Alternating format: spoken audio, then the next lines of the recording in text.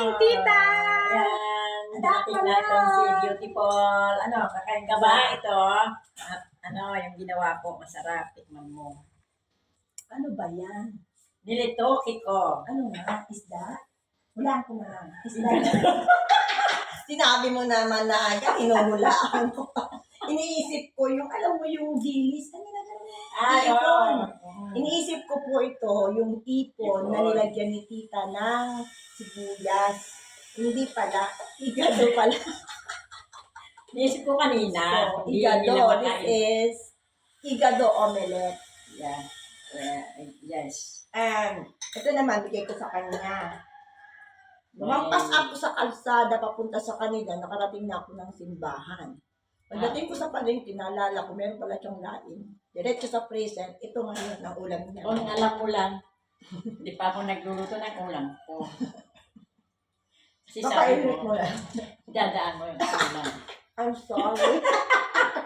Pero alam ko naman, Lalampas. namampas ka saka Meron ka alas talaga. 12. At saka alam ko may nakahiwalay. Talagang nakahiwalay yan. Kaya ano kaya inilang ng Naka-freezer.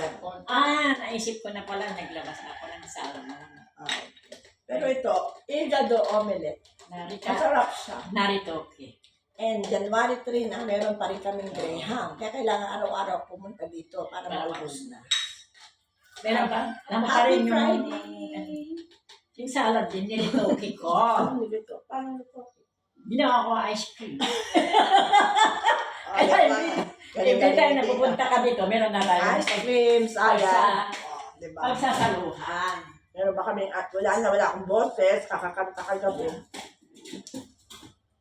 Yan, tita, meron siyang ice cream salad. Or salad ice cream. Ayun, dahil meron pa akong meron pa Ayan, akong cream, Ilagyan pa pabibili natin. ng niyog, dadagdagan ko ng